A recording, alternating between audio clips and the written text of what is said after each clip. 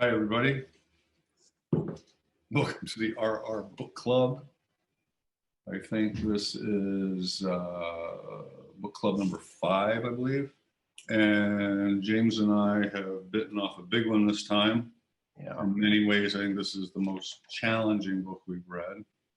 And we are going to be talking about Jeffrey Kripal's Authors of the Impossible, Woo. which might be proved to be an impossible conversation. Yeah. You All you right. know a little bit about Kripal as an author. You've read a couple of his Yeah. books. He's got like a comic book, I think, about comic books, and then he's got this. Yeah, so he's got quite a few books,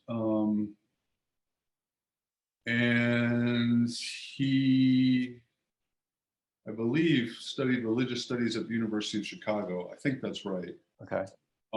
Which is, hallowed ground for religious studies. And then he has gone out and he's kind of broke new ground where he is using the methodology of religious studies, or in a way, this book he's suggesting we need a new methodology. But Right. anyway, he's used that to look at paranormal phenomena, what he sometimes calls the psychic, and also cultural phenomena that dovetails with the paranormal. Right. So that's why he wrote a book about comic books, because that's really quite a good book, Mutants and Mystics, because he really gets into the biographies of some of these comic writers, and lo and behold, they're experiencing all this quasi-religious paranormal phenomena. Right. So I think, I could be mistaken in this, but I think that Jeffrey Kripal, he teaches at University of Texas, Austin, I believe. I think he is one of the real celebrated figures in the world of religious studies today. Okay. And he's got a couple of students that kind of make big waves themselves. One is Eric Davis, who's not an academic, but he does. He just wrote a book on Terence McKenna, Philip K. Dick, and Robert Anton Wilson. Okay. So he's getting kind of an orientation methodology. You can see it from Kripal. And then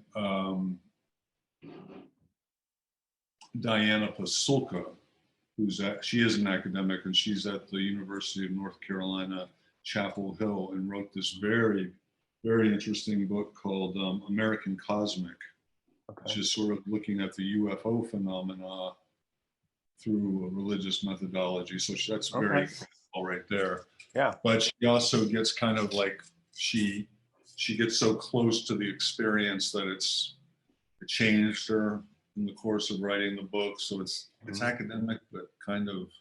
Oh, nice. I like that. Personal too. Yeah. Cool. So he does really interesting stuff. Yeah, it seems to me like an interesting way to take religious studies, instead of being like, well, let's just look at all the same old stuff, I guess, which is, there's nothing wrong with that. There's lots of stuff to be mined there. But let's look at comic books, look at popular culture, let's look at UFOs, let's look at, all the sort of weird experiences that, okay, so in this book, his sort of religious studies argument is that religious studies ought to take the paranormal seriously, more or less. Right.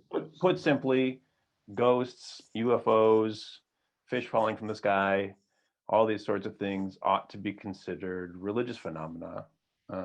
But for historical reasons, there was this split where, the paranormal was sort of segmented off into one area, and the religious sort of was segmented off into another area.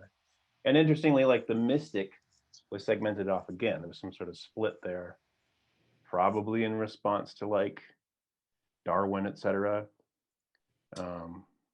Yeah, I mean, it's a kind of religious methodologies that are. I had a teacher, Michael Williams, at the University of Washington. He said they were so problematic because they tended to explain away religion.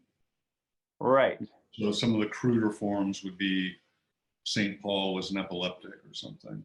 Sure. But then there's also, I think part of what Kripal is doing too is at least in America and Europe, with the decline of institutional religion, in that void arises the psychic Yeah. and the paranormal. Right. Because those Yeah. are phenomena that would have, at least at one point, I think still outside of religious studies, would have been considered religious phenomena, That's right. right? If you have some sort of visitation from beyond, Right. you normally interpret that within your religious framework, right? That's right. But religious studies sort of is more and more, because it's in academia, because it's rational sort of discourse, it's sort of moving away from that sort of thing into scientific and story, sort of more historical methods that sort of take all the fun out of stuff. Yeah. Yeah. Much like psychology. Right. So he's arguing that we ought to take these things seriously, and he sort of does so by talking about 4 different authors. We get sort of comprehensive overviews of the work of Frederick Myers, who was instrumental in the founding of the Society for Psychical Research, which was like, I don't know, Victorian era Ghostbusters or something. Yeah, right? that's right. And then William James, ping, ping, ping. Don't cross the streams. Yeah. If you were a medium or you saw a ghost or something, they wanted to talk to you and they wanted to sort of sort these stories out and see if there was any scientific basis by which they could discuss. And they were caught up in the wave of the spiritualist phenomena, which is itself this kind of movement away from religion towards something that was huge. Right. Yeah. Right. And we read a couple of books that sort of talk very much about that. Occult America and even Strange Frequencies very much touch on that stuff, right? Yeah. So that's Frederick Myers. Then he moves on to Charles Fort, who he calls like a collector of anomalies. He sort of digs through newspapers and looks for weird stories, fish falling from the sky. I don't know what they all are, but there's like UFO experiences too. He's sort of the first ancient alien theorist. Who says, but he didn't want to go very far back. That's true. He didn't want to take experiences before, what was it, 1800?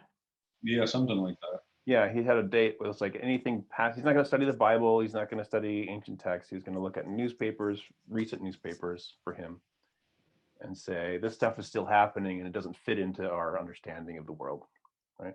Mm-hmm. Then he moves on to Jacques Vallée, who's like the cigarette smoking man from X-Files, essentially. He's like the guy who works for the government and knows everything that the government knows about UFOs, or most of it, right?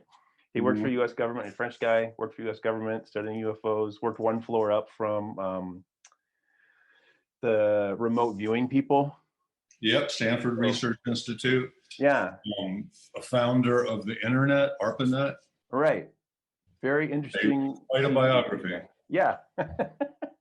Yeah. So, and he has sort of a very interesting take on like the UFO phenomenon and what it means, which I think we'll probably get into. And then he ends with Bertrand Mayhus, I think is how you might say that. I don't have to say it either. Mayhus, let's just call it that. Okay.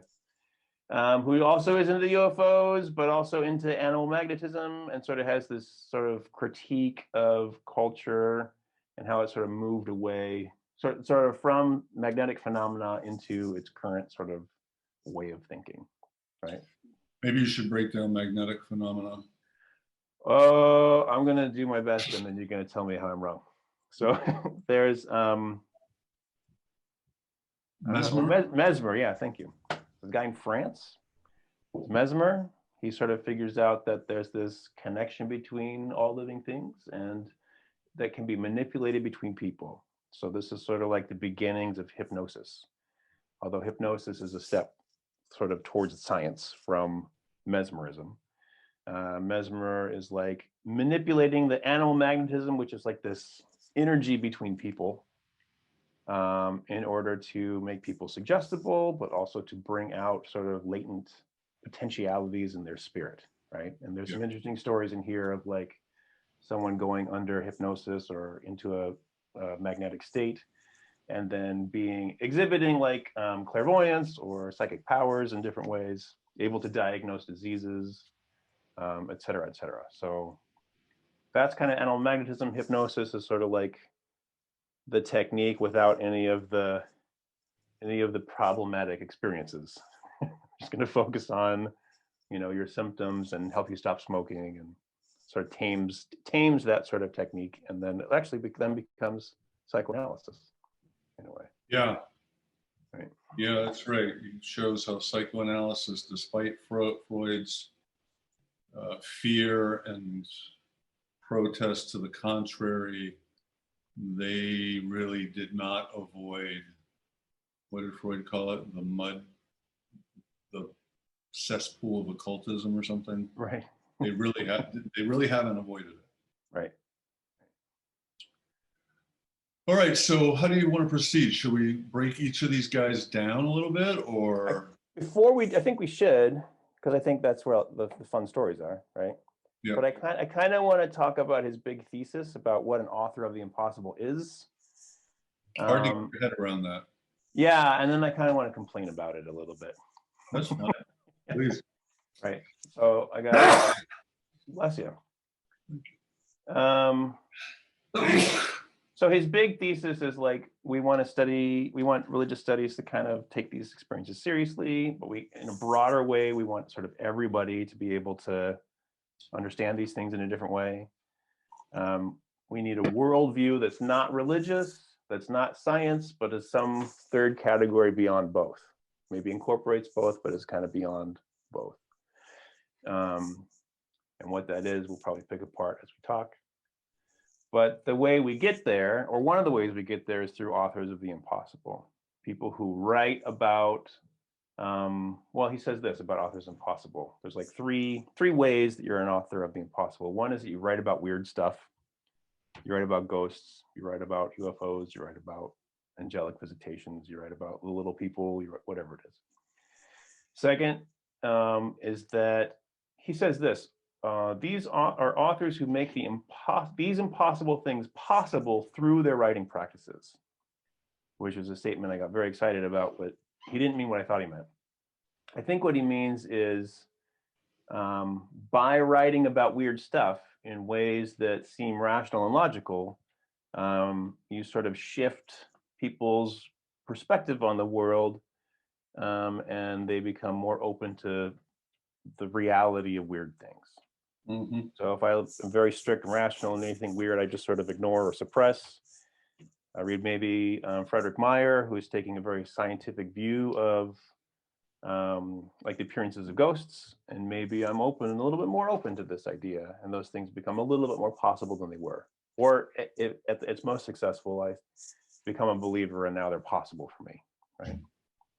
So it's through that kind of rhetorical intervention that authors of the impossible shift the paradigm, right? And then the third way he says is paranormal phenomena are, in the end, like the act of interpretive writing itself, primarily semiotic and textual processes, which I think what he means is that reading and writing involve interpretation. I'm really going to dumb this down, but reading and writing involve interpretation, and being abducted by a UFO involves interpretation. Mm-hmm. Right? Like if you wake up naked in a cornfield with a chip in your neck, and you remember a beam of light, then you've got some interpreting to do. Like, am I nuts? Was I drunk? Am I nuts and I was drunk, but something happened?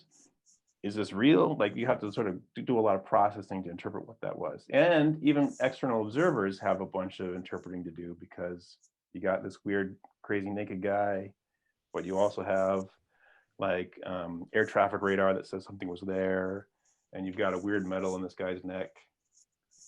What are you supposed to do with these things? They don't play by the rules of ordinary logic, right? Right. So there's interpretation to do there, and there's interpretation to do in writing. And so by writing about those things, you're sort of engaging in those experiences in a kind of potentially transformative way. Like the lady you were talking about who started studying UFO stuff and became changed by it. I think he would say like, that's it. That's an author of the impossible. You're like, Right. making those impossible things possible in a way that is also real for you, right? Right. And maybe you start perceiving things a little bit differently. Right. Right. Yeah. So that's Authors of the Impossible. And each of these four guys is like doing that process in some way, right? They're shifting the goalposts of what we think is reality. I mean, they're mostly ignored, right? He's trying to resurrect them. And so in his way, he's trying to make their work stronger by boosting the signal.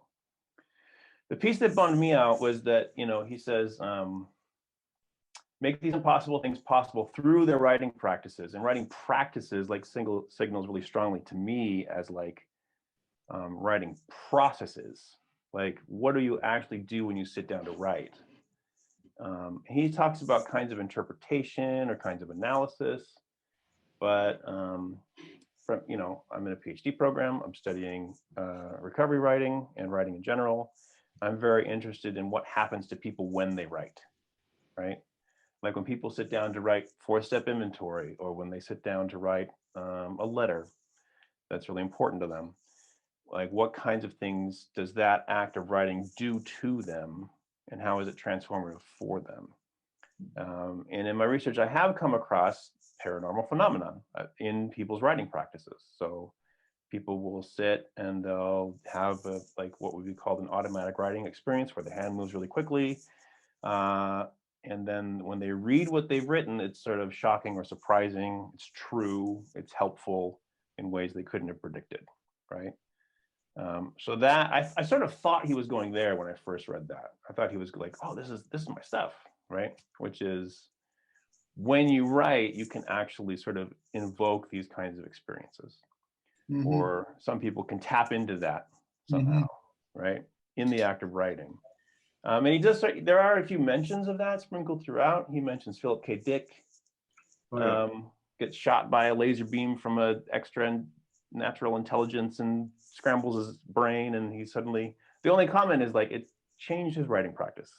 That's all he says about, well, how? Like, what did he do before, and how is it different? And do you know what I mean? He talks about Mayhust sort of mentions this. Valet, he says, has had mystical experiences in writing, while writing, but he doesn't say what those are. And there's one more. My favorite was Robert Louis Stevenson, who would sort of ask the brownies or pixies or whatever before he fell asleep to give him a good story in his dream. And then he would fall asleep, and the pixies would act out a story, and he would write it down and he'd sell it. Right? So to me, that's a paranormal writing practice. That is like, how do you explain, what is that? How do you explain that within what we know about writing?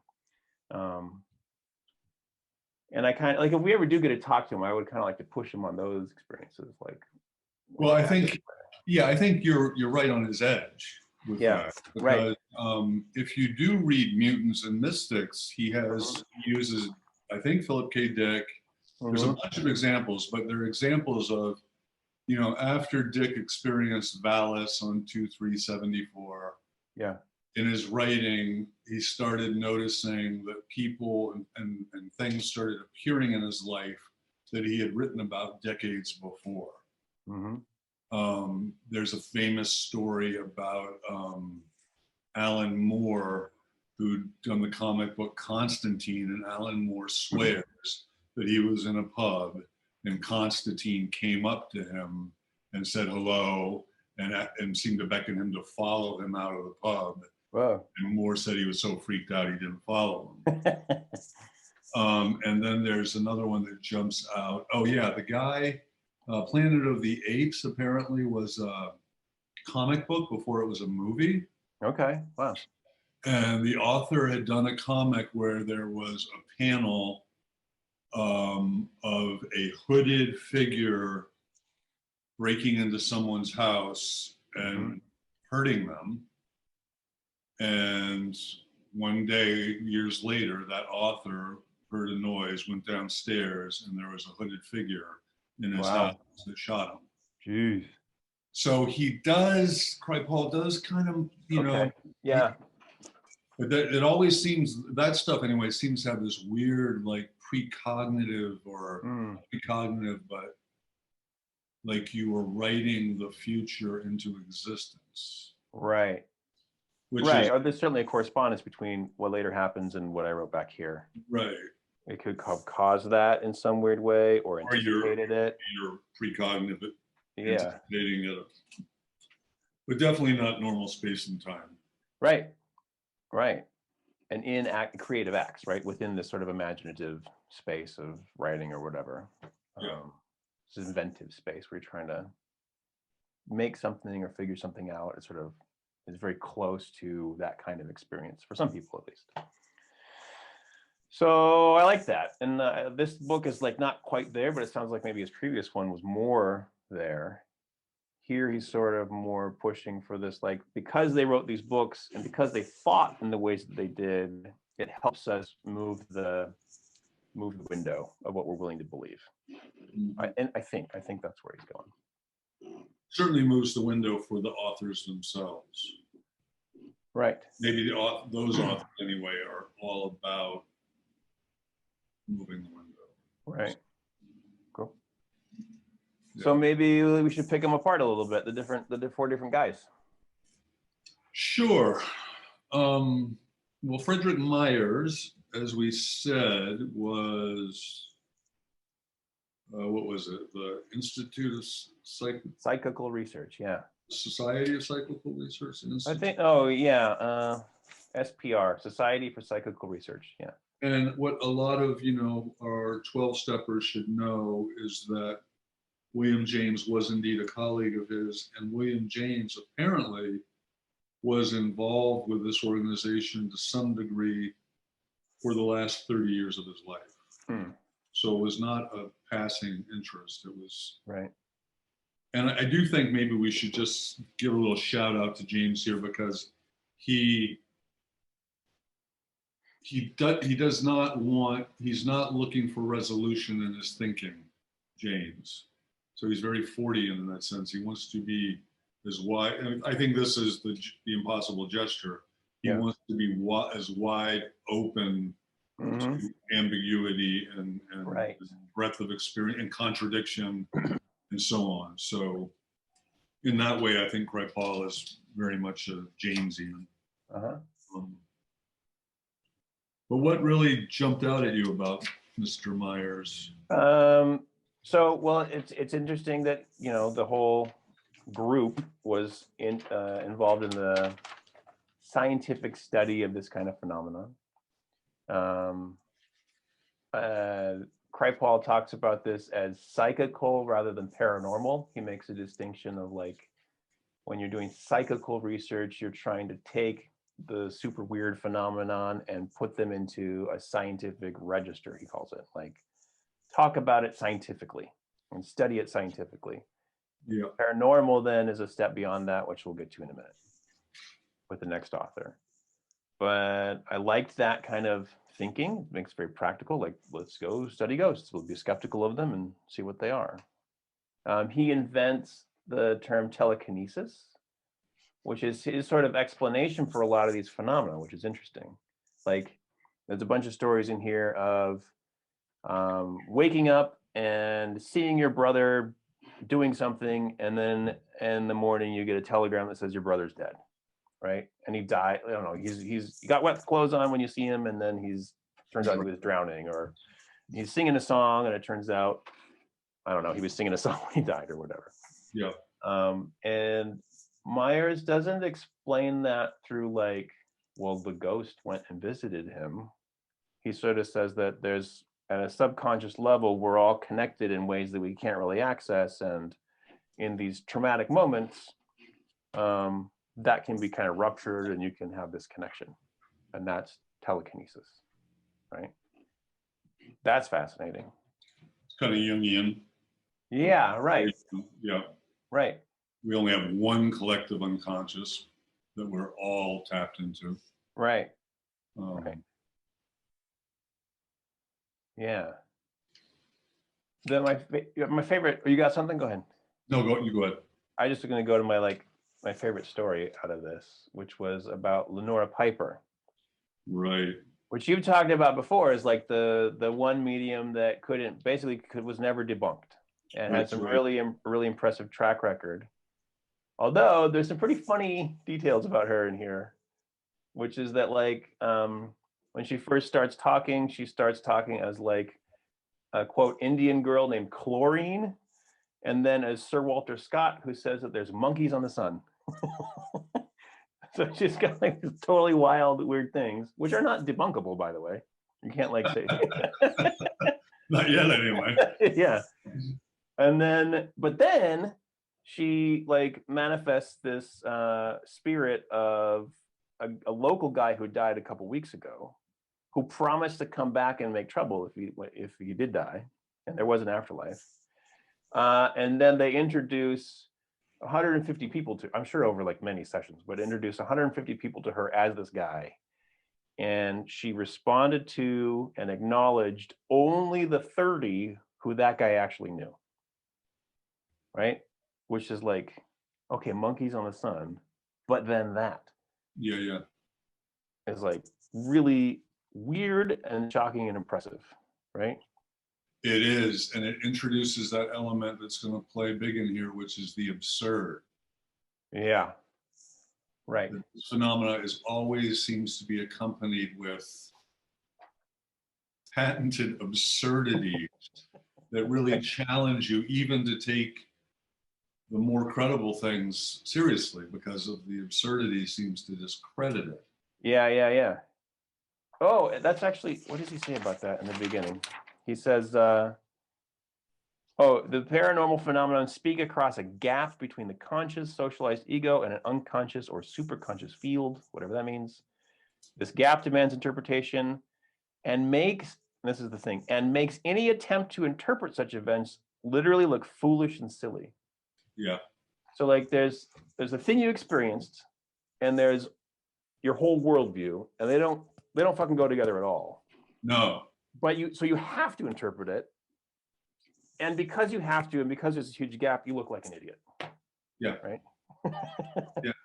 Yeah. Which is really interesting, because a big theme in this book is he's really talking about a methodology, or hermeneutics, he would say, that is consciousness and culture. Uh-huh. And right. So this consciousness is this realm of super consciousness or whatever, right, that cuts through everything into a person having experience who's caught in an interpretive dilemma. uh-huh. And that interpretive dilemma is always going to have something absurd or an impossible resolution, or where's the physical evidence? Well, we have these hairs, or you passed the lie detector test, right, but it never adds up. Yeah, it never goes beyond that. Right. He's asking, why is that? You see, what I like about this is he's not saying you just need to get more and better evidence. He's saying, no, let's just stop where we are. Every time this happens, we seem to get this. What is this? Right. Yeah, it's like by design, and this is jumping ahead a little bit to valet. Yeah. But it's almost like by design, it's there to fuck with whatever worldview you've got. It's like purposely, maybe like conspiratorially put in place to not allow you to interpret it, right? But using like really extreme humor and sometimes really extreme terror. Yeah. Really like, but not lending itself to the rational, that's for sure. Right. Or the religious, which is what he'll get into. Mm-hmm. Right? It doesn't totally fall into religious belief, and it doesn't totally fall into, or at least he wants to make that argument, totally fall into science. Not fully assimilatable by either. Right. Although he does want to resurrect the term sacred, which he feels has been prematurely banished from religious studies because of this numinosity, the awe of it. Right. Yeah. Right. Yeah. And that's like the primary piece is this. We don't understand. We don't know what to do. I'm never going to be the same. Right. This is interesting. To some extent, we've experienced something paranormal when we recover, Oh, fuck yeah. right? We have some kind of experience. It may not be a isolated experience like St. Paul getting knocked off his donkey and seeing angels or whatever, but it's something like that, right? And it might be spread out or it might be focused, but we have some kind of experience where we're radically changed in ways that we can't fully explain, and we too are caught in this interpretive dilemma, which some people do take to a religious register. They say, oh yeah, well, this is just Jesus or something, and I'll just go to the Jesus people and that's all tidied up now, right? That's the majority of the people. Right. Or they take it into a very strict big book register. Right. Which You sort of draw becomes from its a own strict- religiosity. Yeah. I think, not to pat ourselves on the back, but we did get really confused right away. Like, wait a minute, it doesn't happen to everybody. Right. My attempts to explain it seem somewhat violent to other people's experience. Right. I seem to have led to a huge temptation of me judging other people for not having an experience. Right. It just, just like sets up all this shit Yeah. immediately. And where Yeah. did it come from? And why did I have it? And how come I didn't know before? And I did other things and that didn't happen. And what? Yeah. How come when I try to communicate it, it doesn't always go? It doesn't always take. Why don't Okay. I can explain it to people and they have 8 different opinions about what I just said. It's like you're caught in that sort of foolishness right Yeah. away, right? Yeah. Which Although we're in a more acceptable register than UFOs abducted. yeah, right. Right. I mean, we could, if we were explaining it as an abduction phenomenon, like, well, I wrote my inventory and then I was abducted by UFOs and now I'm sober. Yeah. or I couldn't write my inventory and then I was abducted by UFOs. I finished it. That's right. Yeah. Well, he said, I think that's a William James thing. I think that's part of our debt to William James is his pragmatism that comes across in the big book. Is it's like, we're not going to tell you what this means. It doesn't matter what it means. Don't even talk about what it means. Or like, it doesn't matter. Like the causality of this is not important, or the actual factors that made it happen. It's like, did you get better? Focus on that. Right. That's kind of that's the truth criteria in quotation marks. Right. So on page 74, he just does this thing that I think is, kind of you'd pass it if you didn't, you weren't looking, but yeah, it gives a sort of methodological thing down at the bottom of the page. He says, if a coincidence then is a set of 2 events that appear to be related, but for which no obvious causal connection can be found, comparison is the act of lining up numerous such coincidences until a hidden pattern can be posited and a story intuited. okay. Yeah, it's crucial to understand here that comparison is not necessarily about identifying causal mechanisms, although it certainly may lead to this, as in Darwin's comparative observation about morphological coincidences, etc.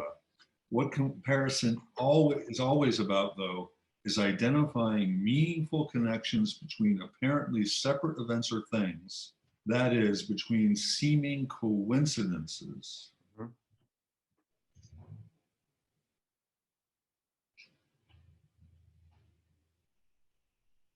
Yeah, and then that's what leads into telepathy. Right. So this is still about Myers. Wow. Yeah. So they gather, what part of their thing was like they posted an advertisement or something saying, send us your ghost stories, send us your weird experiences, and thousands and thousands and thousands of letters from rational England or whatever. And they sift through them and, vet them to some degree and then have a set they feel are fairly confident in and investigate them. And that's the comparative work that they were doing, right? Is this ghost story and that ghost story and this experience and that precognition and what is there something to be known about that, right? Yeah. And what's the pattern? Right. And what's the So I just did an interview with a guy who had a near-death experience, pretty dramatic. He's the third interview I've done. And like the other two, all three of them said that in the wake of the experience, they did not talk about it for years, literally years. Maybe their partner or something, but they were basically forlorn and afraid to talk about it. Yeah. For fear of being misunderstood. Sure. And then for a bunch of reasons, there's all of a sudden now we're in a time where they can talk about it because there's a community of people. They're literally, they think millions of people who've had these experiences, and now they can start doing the comparative method. Right.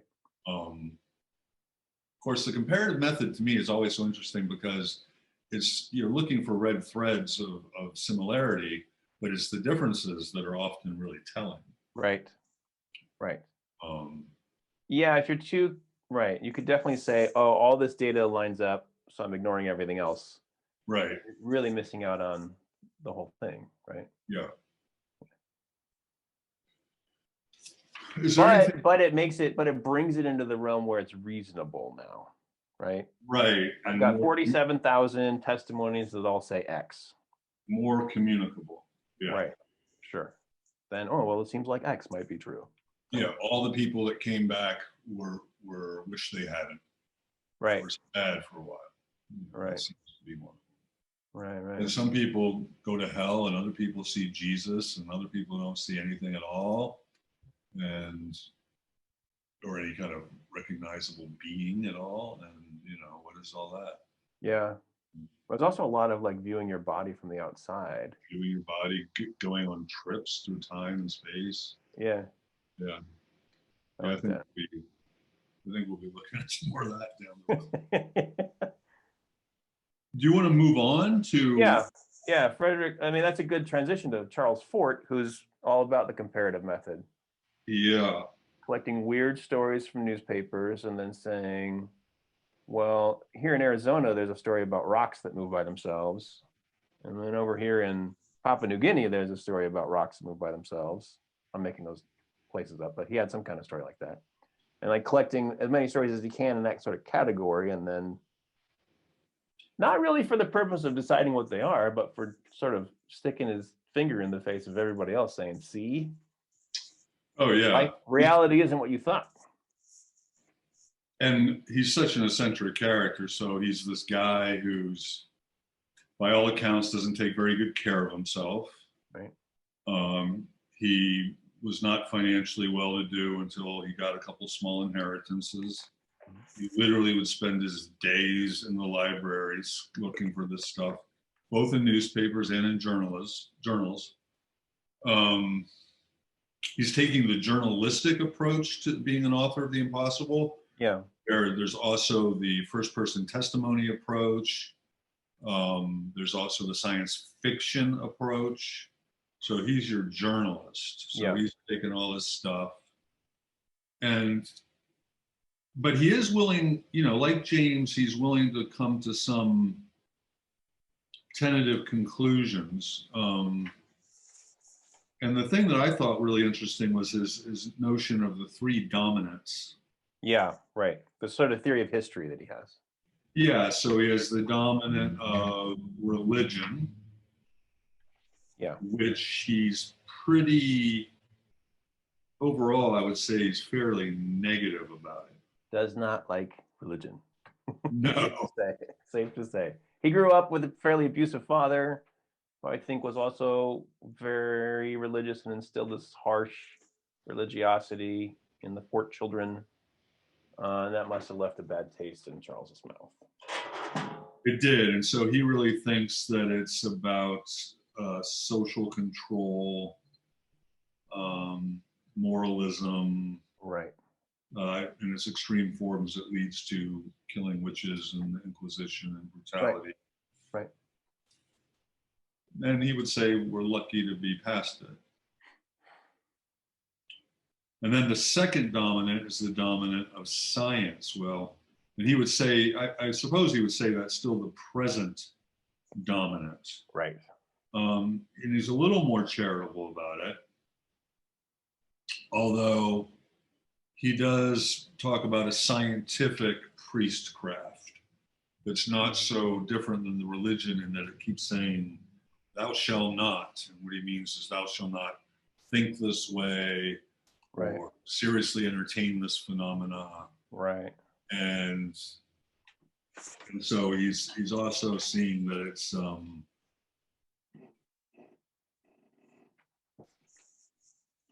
it's got its limitations. Right. But he does seem to believe that there's enough anomalous phenomena, and even science itself, like quantum physics, is finding its way, it's gropingly finding its way towards what he will say is the, what does he call it, the final dominant or the third dominant? Yeah, intermediatism, I think, is the Right. name that he gave for it, right? The new dominant, he'll call it. Mm-hmm. Yeah.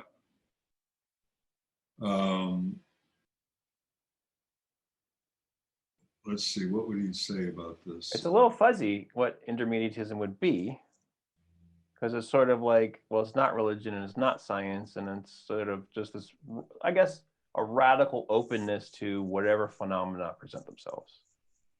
Yeah, that's right, and that's consistent. I think Kripal's taken that with him. So we seem to be in a false binary of science or religion. There's this thing, this new paradigm that wants to be known, and that this phenomena, the anomalous phenomena, is Poking at that, right? Yeah, it's pushing us towards it. Mm-hmm. Vallejo have strange things to say about that. Yeah, like a roller coaster of things to say. Yeah, so like, go ahead. No, you go ahead. So for example, if fish rained from the sky in New Jersey and everybody saw it and it's in the newspapers, and it's like several other experiences of falling seafood in other places throughout the last 100 years,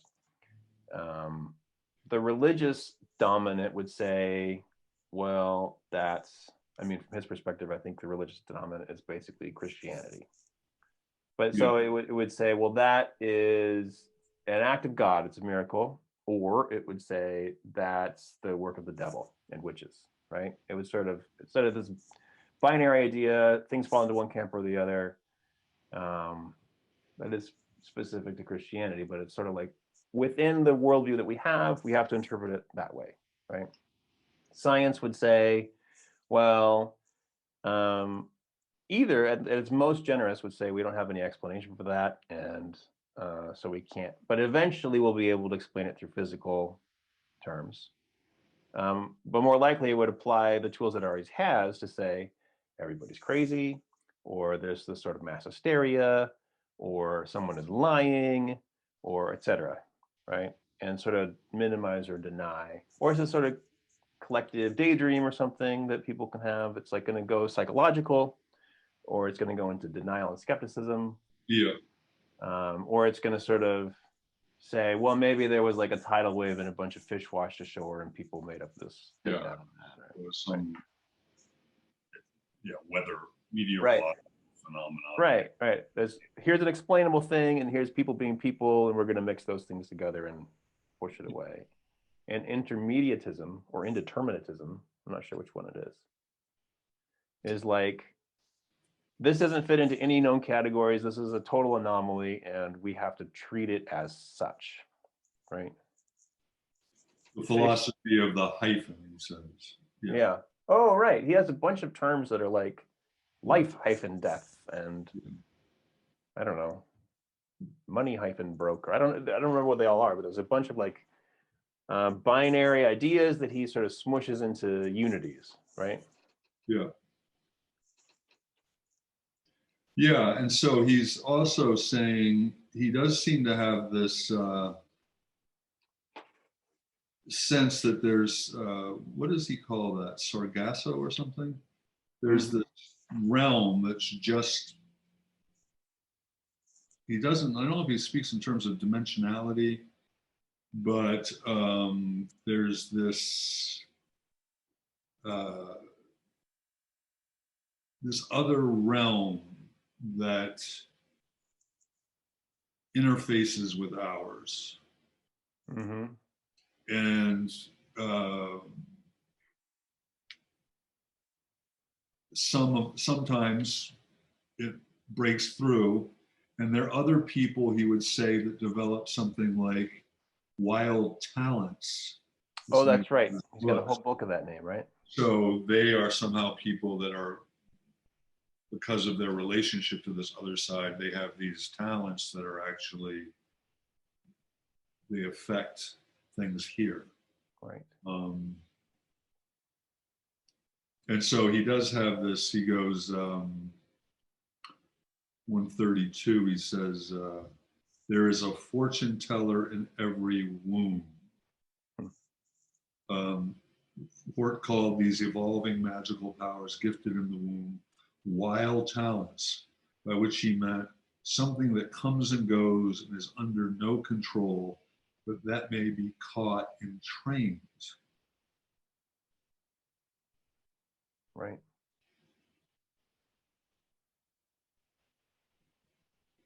You look frozen. Yeah. I'm frozen in thought, not in Zoom. And wild talent. I was started transitioning in my head to like comparing Myers and Fort in terms of their role as authors of the impossible. Whereas Fort is like an author of the impossible because he takes weird, impossible things and makes them scientific. Fort is like taking weird, impossible things and like leaving them weird and impossible, like signaling them out and then amassing them, and insisting on them. Yeah, that's right. And he has, some of the stories are just fantastic, you know. The 12-year-old servant girl who things just burst in flames around her. Right. Oh, that's right. There's all these pyrokinesis stories. Yeah, 12-year-old Willie Bowes was similar. He could set things on fire with his glance. Yeah. I met a guy like that in Maine. Did I tell you that? Beg your pardon? I knew a guy like that from NA in Maine. Are you serious? Yeah. I mean, I didn't see him do it, but I saw him do this. His name, well, I guess I should keep him anonymous, but I saw him one day in the Rexall drugstore, and there's one of those like, put in a quarter and turn the crank, and out comes like a temporary tattoo or like a sticker or something, right? And he was sitting there with like this fistful of quarters and his girlfriend, and they were putting them in, and he would say, like, what do you call it? Like a ring pop. And he'd turn the thing, boop, and a ring pop would come out. And put a quarter in again. He'd go, temporary tattoo. And temporary tattoo would come out. And he was just doing this, like, he was just spending every single quarter protecting every single one, like over and over and over again. He told me that he had experiences of like being so mad that every candle in his house lit, including the ones in the drawers. That like he was screamed and a cat ran by and the cat burst into flame. Like he had experiences like that, which I don't know. When you hear stuff like that in meetings, you're always like, I don't know what to do with that.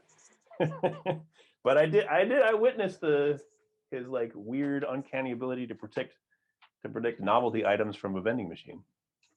Yeah. Well, not to get too weird. Yeah. I was able to do this. Mm-hmm. There was a woman who I was attracted to, and she would put a quarter into the machine and it gave you M&Ms. Yeah. And I could close my eyes and I could pick up M&M out of her hand and tell you what color it was. Whoa, there you go. And I did it every time until I finally slept with her, and then I couldn't do it anymore. Oh, that tells us everything we need to know about how that power works. Pretty wild. Yeah. So I don't think we should leave Fort until we talk about his sense that we are being fucked with and that we might actually be cattle. This is the first like iteration of like ancient alien theory, right? That the UFO phenomenon is real. People are seeing weird objects in the sky. That means we've been visited, and he has some sort of thing that's like And it's been going on for a long time. This is, I guess, he said he wouldn't talk about phenomena that are ancient, but he sort of posits this contemporary phenomenon back into the past and says that, yeah, we've basically been, I don't remember, was it for, not for food, but for some, like, we've been engineered by this force. Yeah, I mean, he says, he goes, Fort seems most convinced of the alien invasion thesis and in the subsequent demonic theory of religion. The two are connected in his mind. We have submitted to our own colonization, and through the very mechanism of our deepest belief and most heartfelt piety, no less. We are thus colonized from within. And he writes, this is for angels, hordes upon hordes of them. I think that there are, out in the interplanetary space, super Tamerlanes at the head of hosts of celestial ravagers. I should say we're now under cultivation, that we're conscious of it, but have the impertinence to attribute it all to our own nobler and higher instincts. Right. So this is sort of a matrixy Gnosticism where there are these higher beings that are messing with us and have got at least some of us believing that they are benign. Right. But he doesn't seem to think that they are. Because we've interpreted them in this religious register and sort of internalized all these experiences or the lore around them as like our path in life or the thing that works in the world and reality. And he's quick to point out, like in India, the Brahmanical caste, the possessors of the esoteric knowledge, use that to dominate all the other castes. Right. So even as we're being dominated by these beings, their representatives on Earth are dominating everything. Right. Sure. Like the high-ranking people in any Christian church or whatever, right? Same way. So Fort, he's That's a pretty deep, like, theory. Oh yeah. Rereading of religious history, right? Right. And it's also, it kind of smacks of Lovecraft a little bit, where with Lovecraft, these old gods are horribly indifferent to us. Right. Yeah. Yeah, yeah. And we've turned it into this other thing unwittingly. Uncanny. He doesn't predict anything sinister other than like our own being duped. He doesn't sort of predict like a apocalyptic result of that. Like they're gonna come get us or I don't know. Not that I remember. No, he doesn't. But I think Valet actually kind of moves further in that direction. It definitely develops this thesis in all kinds of directions. So Valet, we might want to spend a little more time on just because he's just so, and he's alive still and he's relevant. Yeah. So he's this guy who grows up in France, has some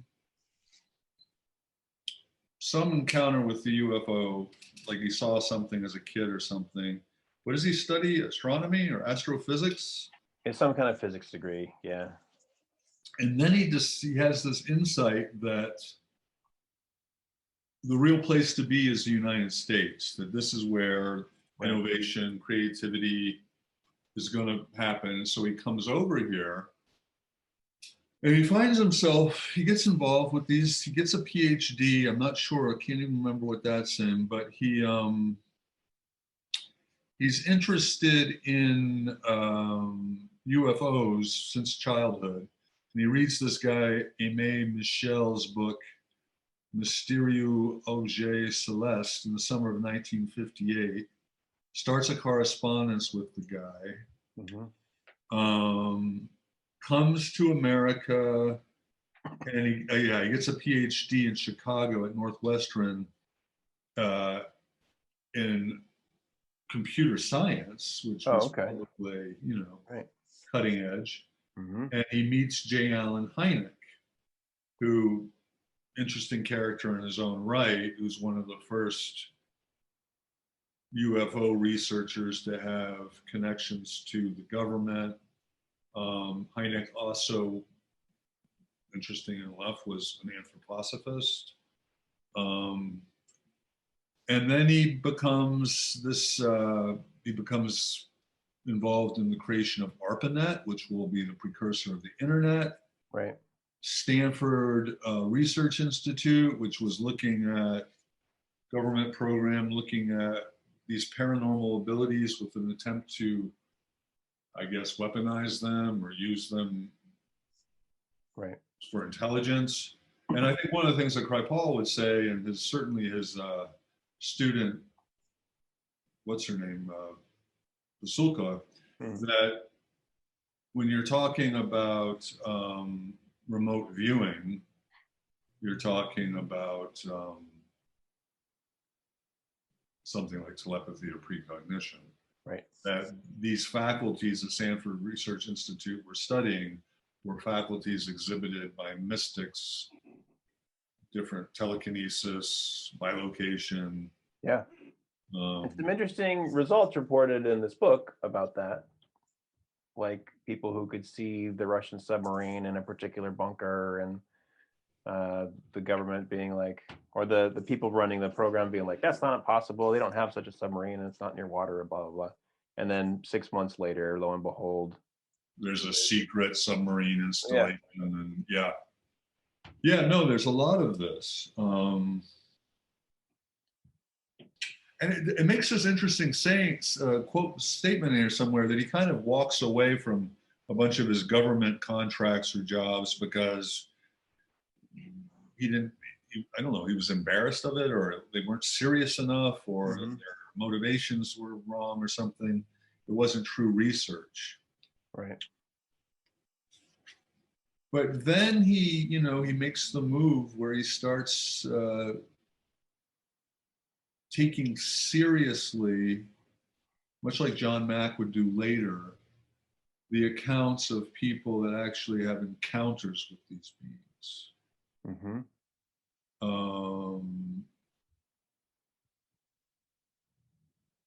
Meaning abductees, right? Beg your pardon? Meaning UFO abductees. Yeah, UFO abductees. And he'll be the first person to say that this really bears uncanny resemblance to fairy lore and folklore in the world. Right. Right. Which is a very interesting connection. And in a way, so my context for this kind of thinking is like watching the show Ancient Aliens and laughing because there's such wackadoodle stuff on that show. Yeah. But all of the people on that show, of course, are reading alien phenomenon is legitimate, and then rewinding the tape and saying everything that looks like alien phenomenon is actually aliens. It's like physical craft, UFO. Yeah, the so-called ETH hypothesis. Yeah. This advanced technology, nuts and bolts technology. Mehu said, sorry, not Mehu. Valet says that there is this match between those experiences, but it's just as likely that the UFOs are fairies as the other way around. Yeah. That like, there's no reason to think that fairies have physical craft anymore than to think that UFOs are from the land of the Fae or whatever. It's like these maybe are related experiences that are being interpreted by us according to our, like what we are able to accept of them. Like maybe in a modern scientific age, like this kind of experience looks like a spacecraft, whereas in a more rural setting where the forests and the wild are very present on our borders, that maybe the fairy is kind of more of a way to interpret it. So yeah, so that we're getting to a consciousness culture thing. Right. Culture shapes our consciousness, but then there's the experiences that we interpret back through culture, and and then he makes these very interesting points that that the absurd is really present, and the absurd sometimes seems to be very likely to show up with the more credible experiencer. The guy who has more credibility might have the more absurd thing. Yeah. It's not in this book, but there's a story about a guy named Joe Simonton. I think it was out west somewhere. And this guy, I think he was retired military, but he was just that guy. He was the guy who mows his lawn and has an American flag and all that. Sure. And he's in his backyard, broad daylight, and he watches a spaceship come and land. Mm-hmm. And this small person, humanoid, dark skinned, comes out and seems to be having a pitcher of water or something, and he seems to want water. And so Joe Simonton goes in his house and he fills the thing up with water and he brings it back. And the little man takes it into the spaceship. And Joe says there's windows and he can see that they're cooking. They use the water to cook. And then when they come out, he gives them, the little man gives Joe 2 pancakes. Thank you, I guess. And then he flies away. Yeah, for sure. Thank you. And Joe Simonton actually gives these pancakes to some NASA or something. Nice. And these pancakes are analyzed. He didn't eat them. He didn't eat them. This is interesting. I would have ate them. Well, so after they get analyzed, they are ordinary pancakes, except they have no salt. And in fairy lore, fairies cannot eat salt. Right. And in fairy lore, you should never, ever, ever eat something offered to you by a fairy. Oh, that's right. You can get trapped. You get trapped. Yeah.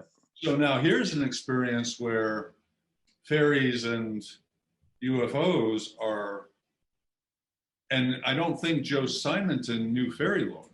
Right. So it just gets stranger and stranger. So maybe Joe Simonton's read some science fiction novel and watched some TVs, and of course he's aliens. Yeah. But also fairies are often described as small, dark people. Right. Yeah. This is this is the thing. And that is exactly the kind of story where if you're sort of an irrational worldview, you go, well, he's probably crazy, or he made some pancakes and left the salt out and sent him to a lab, or there's lots of ways to explain that don't involve becoming vulnerable to the idea that paranormal experiences could happen to us. Right. Yeah.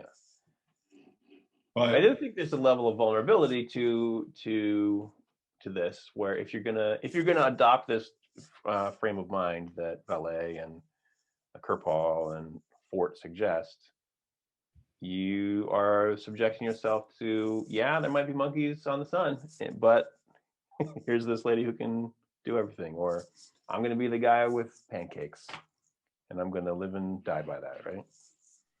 Or I'll seduce you by reading the M&Ms in your hand. Yeah. Yeah, but you see what Ballet does with this, which is just so much more interesting, is he says, well, we have pancakes, we have physical evidence, we have the testimony of a credible witness. That is not the same that there was actually a fully material, three-dimensional spaceship that you could fit in the hangar. Right. So, they're really suggesting that there is some kind of, it's the hyphen again. Yeah. It's not purely psychic and it's not purely material, but it seems to participate in both worlds. Sure. Right. And you can't really, how do you explain something like that? If if there was radar or whatever, or sighting by fighter pilot or something that corresponds with somebody's weird report of time loss and abduction, and there's like corresponding evidence, but not enough to prove definitively anything. And then this deep subjective experience of that, like, defies psychological interpretations in some ways too. Because it sounds crazy, but they're functional and they don't exhibit any other symptoms, and et cetera, et cetera. Or sometimes they acquire aptitudes. Right. So I wish I could remember the name of it. I posted it on RR, but there's a recent, it's on Amazon, documentary that Valet was involved with about a boy 30 years ago who was a gaucho in Argentina. Oh, Did you hear right. about this? I think I saw the link you posted. Yeah, his father said, "Go out and get the cattle, herd the cattle," Yeah. and he goes out and he encounters a UFO, and he actually goes up into the spaceship. He's actually touched by one of these beings, this one being, and then for the next 40 years of his life, he suffers horribly Mm-hmm. because people say he's crazy, he's fairly terrified, and he has this new capacity. And the capacity is he can look at people down in the village, or he encounters people and then he'll have dreams about them, and the dreams will come true. Wow. Literally things like illnesses, death, marriage, birth. Right. And he's afraid of this wild talent, as Fort would say. And so all these years later, Valet went and saw him when he was 12 when it happened. All these years later, Valet and some other people go back to him and they say, what they do is, this guy is Guarani, it's a tribe. And they go to he's a descendant of the Guarani. He's Europeanized, mestizo, or whatever now, but they go to the Guarani and they tell the Guarani elders about this guy. And they're like, oh yeah, that's the God. It comes down and he touches people and leaves you with these abilities. Hmm. It's a moving documentary because they will take him to the Guarani, to the elders, and all that trauma and all that alienation it'll end. They film it. It's extremely powerful. Wow. You see, so now you got UFOs, but you've got an Aboriginal indigenous culture. Yeah. You've got a Western European intellectual, whatever you want to call it, LA, mediating. He is actually mediating the phenomena for the experiencer and then having a positive outcome. Right. Really wild the more the more I think about it. Well, it sounds like the healing bit, I mean, it's an awesome experience, but also the healing bit of it was like, I don't know about normalizing it, but like integrating it more fully into a cultural sensibility. Yeah. Right. Like, unfortunately for him, there was an older culture that could do that. Right. Whereas I think what Kripal and company are doing is they're trying to push us into a new paradigm that doesn't abandon science, takes the best of it. But you see, this is where Valet gets really weird, is because Valet suggests that there's a schedule of reinforcement. That's literally his words. Yeah, there's something sinister about it all. He's very much like Fort in that we're being groomed by this thing, and it's messing with us. And there's a schedule of reinforcement. Right. It comes regularly to poke and I got a quote about that. On 158, he says, although UFOs are still quite real, they are no longer probably extraterrestrial, and they are almost certainly not literally true. Deception and absurdity are part of what the phenomenon is communicating. They are designed or even staged to confuse us, to baffle us, to shock us into another level of consciousness and culture. So it's like the whole point is to fuck people up, make them completely baffled. And like, and that's not just like, there's a possibility that this gap between experience and cultural understanding is just naturally problematic. But he's saying, no, it's there on purpose.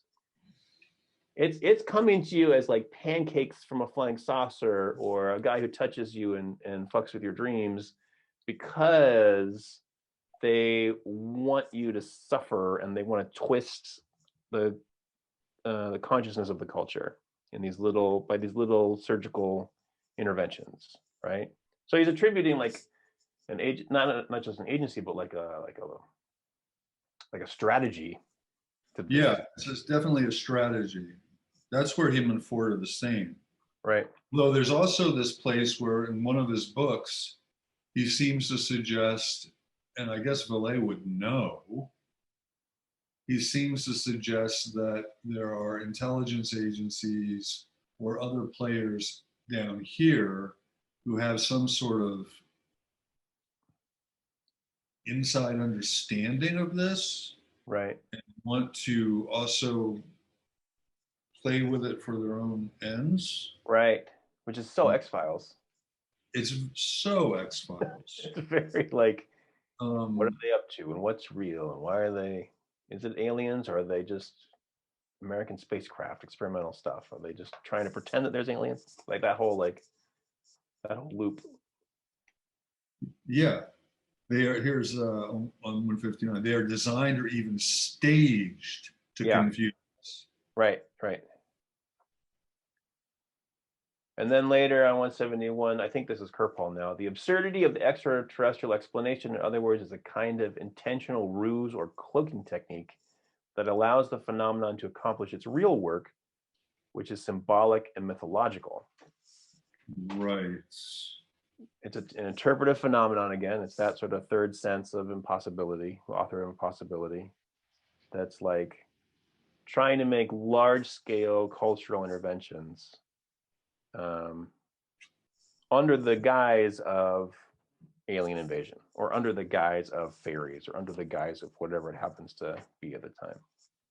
Yeah, and there's he kind of points at it here when they reference Jung. There's a certain school of thought that says with the Enlightenment, with the rationalism and materialism, with the banishing of the fairies, Mm-hmm. they're still here. They Right. just this is the return of the repressed, if you will. Right. And because we are so entrenched in this otherworld view, it can't but be violent or absurd. Right. Um, To shake us out of the frame of mind that we're in. yeah. Yeah, it's disturbing. Right. He doesn't necessarily say why he thinks there's this grand conspiracy behind it all. It's just like, but the impossibility of interpreting it even is like, maybe that's just one way to connect all the dots. I'm not sure. Like you can't point to actors, obviously, or like people who are. well, I think he might be able to, but I don't think he wants to talk about that. I think he might. Right. I mean, there are people right now, like there's a woman who used to be high-ranking figure in MUFON, the UFO network.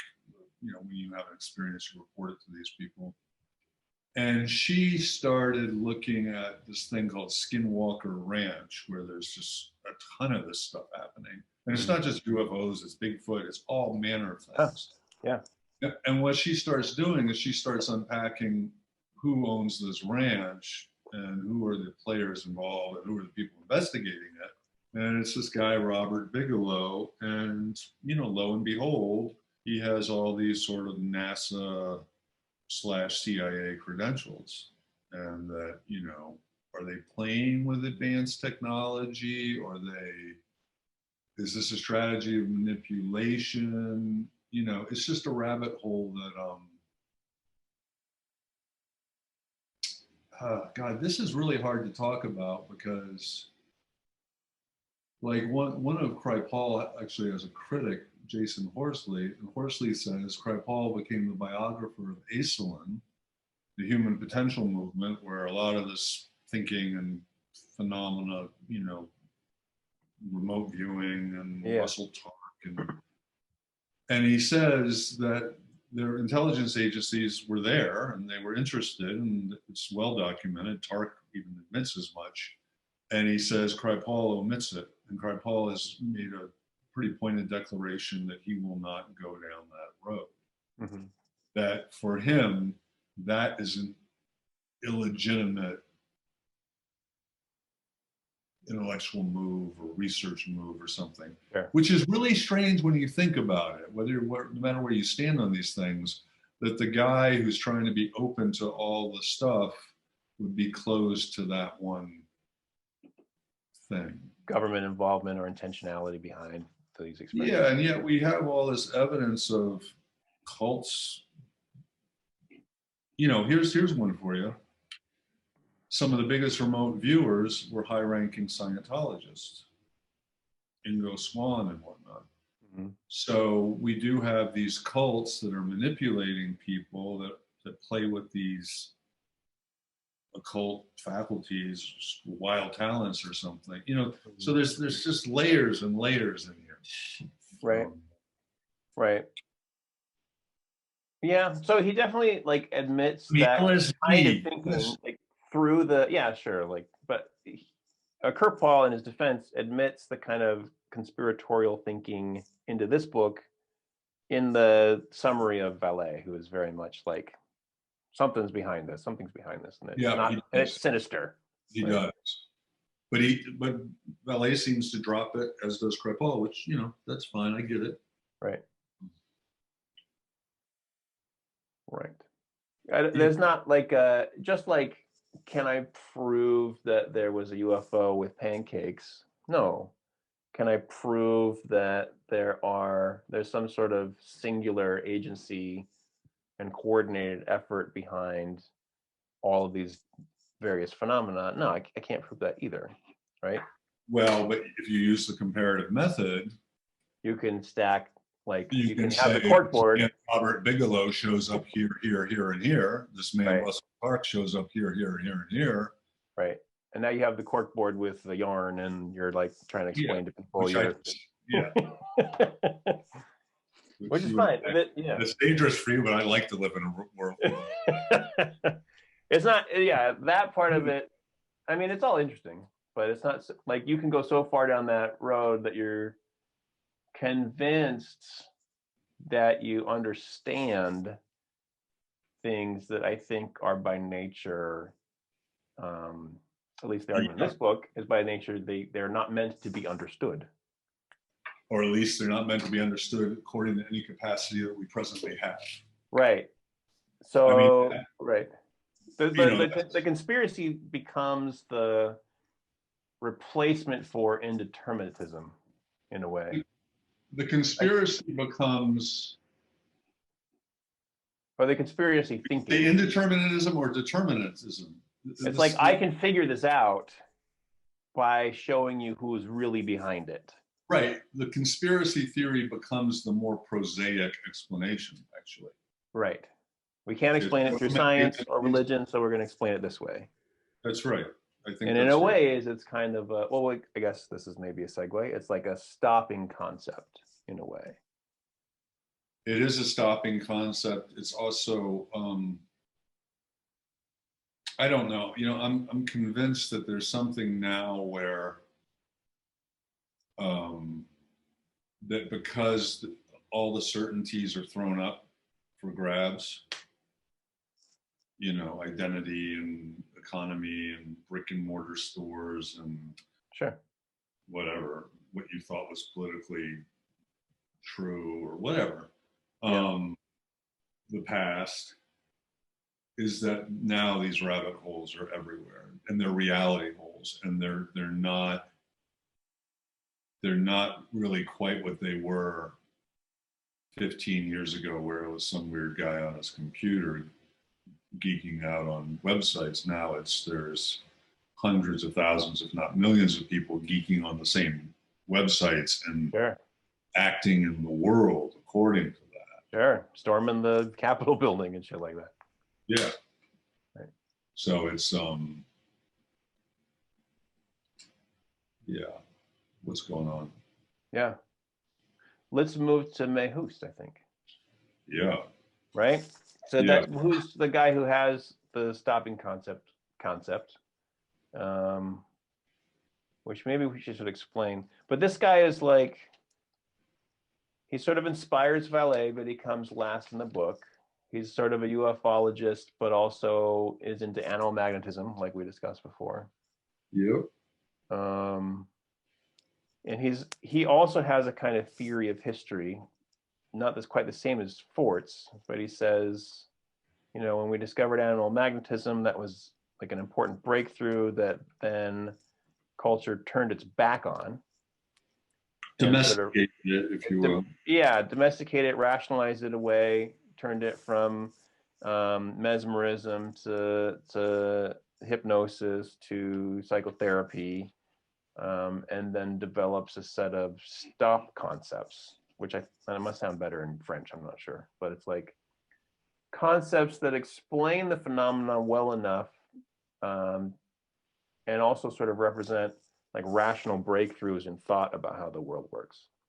But they sort of offer some part of the insight of magnetism, for example, but then sort of prevent further investigation back into the source.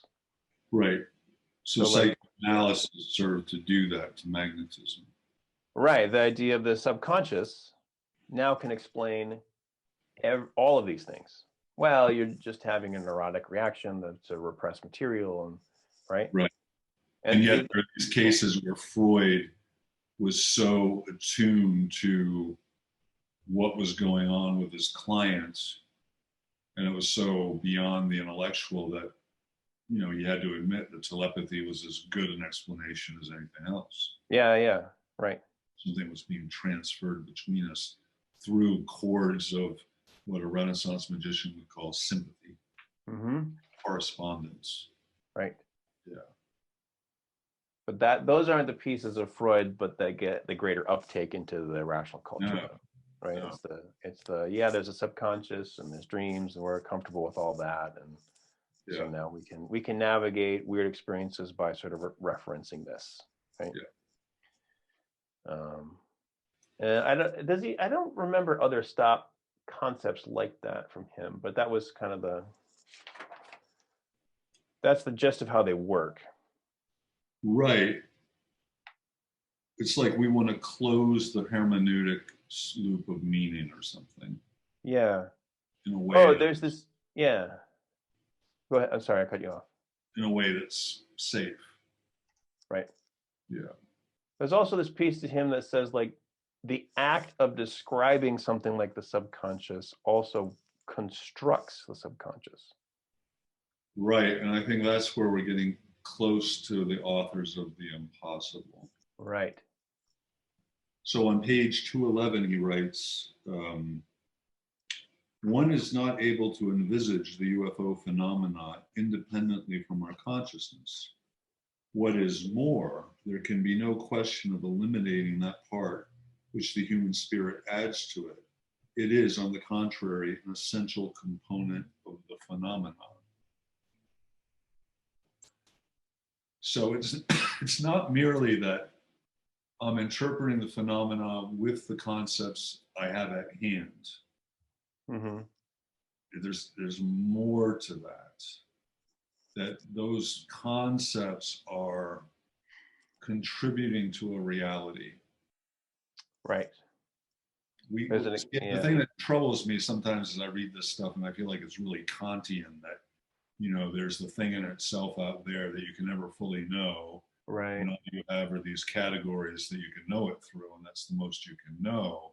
Right. But what this seems to be suggesting is, no, those categories you bring to it have a more creativity, more of a contribution to the real than we think. Right. Maybe as much as the thing itself, right? So Owen Barfield does this really wild thing with that. He says, let's just look at a rainbow. He says, for a rainbow to appear, to exist, you need the sunlight at a certain angle, a certain amount of moisture in the air, and a human observer at a certain angle to those other two things. Right. And then you have the manifestation of a rainbow. And nobody would say a rainbow doesn't really exist. Right. But you need that human consciousness. You know, the real question becomes, I guess you could say, are there unobserved rainbows? Or oh, right. Like if no one can perceive you can only imagine a rainbow as if there was a human observer there. Right. Otherwise, it's not a rainbow. It's just light moving through water. That's right. Right. Yeah. So in this way, like the UFO phenomenon or whatever else is also like that. There's a thing, we don't know what it is, and there's a human observer, and there's all this cultural information and all this sort of second order other reality information, whatever it is. And the combination of those things becomes what it is. It almost wonders if the real question is, is there knowledge that's attainable that would suggest what are the conditions necessary for there to be an experience of a UFO? Are we missing something there? Right. Like what's the water and what's the light and what's the angle that we could reproduce it? But of course, that way of thinking, the reproducibility is to lapse into a very Newtonian scientific. Yeah. Well, and it lends itself to the conspiracy angle, which is like somebody knows and they're fucking all around with it on that ranch, right? Yeah. Right. That's that angle. So it's like domesticating it in like a couple of ways. Mm-hmm. Which I don't know, maybe it is. Well, there is that guy. Shit, I wish I could remember his name now. It begins with a P. But he had that. They called it the God helmet or something. But he had this. You can make brains with electronic frequencies, and people would have mystical experiences. They would see UFOs. Right. So that's led to a lot of speculation and such. But would you wear that hat? Sure. Yeah, me too. I'd wear that hat. I'm not sure I'd play with a Ouija board. That's probably a whole show in itself. Like why? Like, why one and not the other? Yeah. Yeah. I wonder, you can't buy those hats just like on the public market, can you? If you didn't like make a do it at home. What's his name? God, I wish I could remember it. I think it was in Canada. You could look it up easy. Yeah.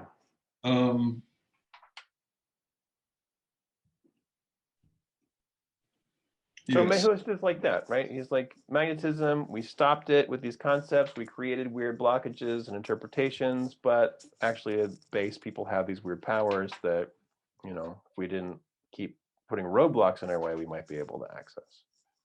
Yeah, and he's saying that there's something that wants to resist these things. So on 221, he does define these stock concepts. He says they are stock concepts.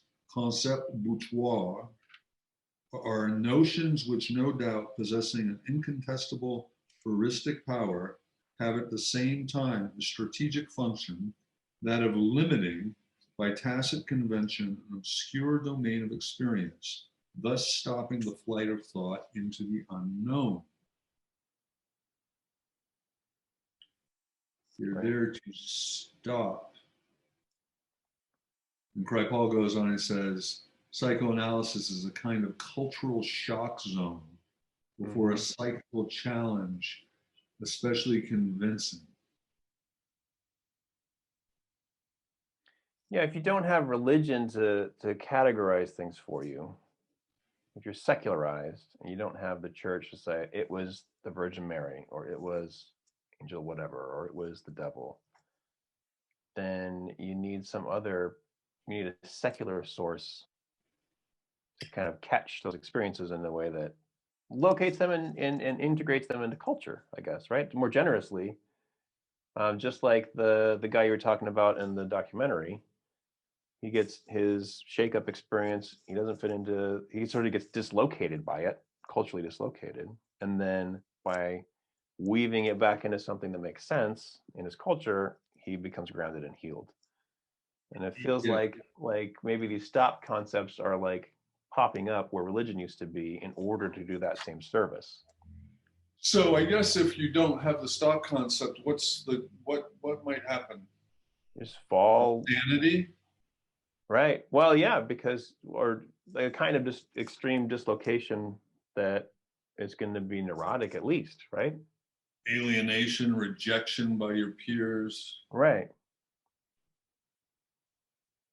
And then that comes with its own set of symptoms, right? Yeah. And that's what happened to the gaucho. Right. Until he could be like caught and brought back in. But it wasn't a stop concept that brought, well, maybe it was, I don't know. This is me taking liberties with the concept of stop concept. I think Mehus means it as like, we should be seeing the full reality of this, but we're being blocked by something like psychoanalysis. Well, I'm sort of taking a step back and saying religion, psychoanalysis, even conspiracy theory, science, ancient beliefs, those are all ways of incorporating experiences like this into some kind of sensible system and some kind of cultural set or cultural network that then grounds me and relocates me again, right? yeah. I can have an experience and be located in my church or in a conspiracy theory forum or in this ancient way with this ancient group or etc. So a stop concept is more an inevitable consequence of interpretation. There's built into interpretation. Yeah. Right. I think this is kind of the idea I'm playing with right now. Yeah, is that you have to do something. You have to do something to make it make sense. And it's better to make it make sense in a way that integrates you, right? Yeah. Better for you, probably. Well, one thinks of Jung, who, I don't know if you looked at any of this, but this book just came out a couple years ago called Catafalque. It's about the Red Book. Mm. This guy, Peter Kingsley, who's troubling and interesting all at once. Kingsley says that if you talk to Jung's secretary, who was a man named Hull, RFC Hull, Hull would say, well, you always had to remember which Jung you were speaking to. Mm. Because there was a Jung number one, which Jung would call the spirit of the times, who had to be this Kantian scientist who had to be acceptable to whatever, right. The psychological world, psychoanalytic society, the press. And then there was Jung number two, who was the one he called him the spirit of the depths, who was swimming freely in these dangerous places. Yeah. Wow. And so he said Jung would literally be different people. He would contradict himself depending on who he was talking to. Right. And had the privilege and the freedom to be that way. Right? Yeah. He's not like the gaucho who's spurned by everybody because he's like that. He's like still this cool doctor. Yeah, he played the game. Yeah. But he didn't let the Red Book be public, would be published for, sat in the vault for 75 years or something. Right. Said they're not going to get it. Right. But in between, he published all this work in the scientific register that's, I think. But he would later, kind of, Jung number two would say that all came from that period of time when they said I was crazy. Right. Right. And in a way, then becomes an author of the impossible, right? Because he's taking that Jung number two insight and like bridging it into the Jung number one interface with culture, right? Yeah, for the rest of us. That's intervening in consensual reality to like. But the way it landed in the Jungian world is really wild because there are a lot of Jungians that are trying for Kingsley to domesticate it. Whereas Jung said, whereas Kingsley's like, oh no. He's going to the very roots of Western culture and right. diagnosing our failure and so on. So one of the final things that Mehus does that's just really striking is on 244, he's talking about this interesting anthropologist, Ernesto Di Martino. Di Martino suggested that the data of ethnography, folklore, and psychical research point to, quote, the paradox of culturally conditioned nature and all its embarrassing implications. So that's an idea that's gaining currency, which is our experience of nature is not following some upward trajectory in science where we're really perceiving nature more accurately as time goes, but rather our perception of nature changes as paradigms shift. And paradigms don't shift because of accumulation of data. They shift because when you start going really far down this one road, you create the conditions of the anomalies. And then the anomalies will lead everything to shift in another way, but it's not necessarily a more accurate way. Oh, that's fascinating. And so Thomas Kuhn, who's, rationalist as hell, he wrote The Structure of Scientific Revolutions. Yeah. He points out in there that Uranus, the planet Uranus, when I don't know anything about astronomy, but apparently one way you know the difference between a star and a planet is planets move. And Kuhn points out that astronomers have been looking right in the sky, had the technology to see Uranus moving. Mm-hmm. It was not that nobody was seeing it and it was waiting to be discovered. It was rather people were seeing it, but their conceptual baggage prevented them from actually seeing it. Okay. Understanding it as a planet rather than as a star in this case. Or they were understanding it as a star rather than a planet. Okay, right, yeah. So that I think is really, really, really, really fascinating. I like this idea, like you get so headstrong about one thing that then all the data you're leaving behind. The damned facts is what Fort would call them. Damned facts. All the things you've rejected and left out, they just sort of hang out over here until, boop, this doesn't make sense in your worldview anymore because you're all the way down this path, right? And I think, in a way, the damned facts are what's been driving us on a certain level around recovery. Sure. I mean, the damned facts in recovery that I have the hardest time with is Alexander and company telling me, and I'm seeing it again and again, about all the recovery that happens independently of anything. Right. It's the so-called spontaneous recovery. Yep. That's a damned fact for me. Right.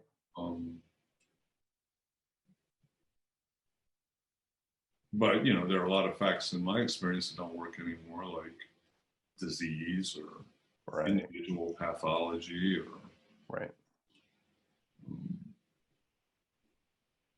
ways of interpreting that don't fit what you're experiencing or seeing. They function, right? I think like the disease concepts, I mean, we could really spin out on this. Maybe we should be wrapping up, but like the disease concept, like serve this great purpose of like, it's not a moral failure. Yeah. And it justifies a sense of like a certain kind of action, right? A certain kind of, it certainly justifies all this treatment that is debatably worth, but that's better than just sort of castigation and further alienation and shame, right? So disease model does a certain thing, but it doesn't really fit what the problem is, and it also still locates the issue within the body instead of in the soul of the alcoholic, right? And the individual body, right? The defective or broken body, right? The abnormal body, right? Yeah, I think there's damned facts in the sociology of addiction, and there's damned facts in the spiritual experiences we experience in recovery, and there's all kinds of weird stuff. Well, and maybe, just maybe, in line with Kripal and all this hypermodernity, is the damn facts they're here now. Right. You're not going to be able to insulate yourself from damn facts like you were just a few years ago. Right. It's right. fine with me. But... It's on your Facebook feed. Yeah. All right. That was great. Yeah, that was fun. Next one's going to be good too. All right, people. Bye, y'all. Thanks.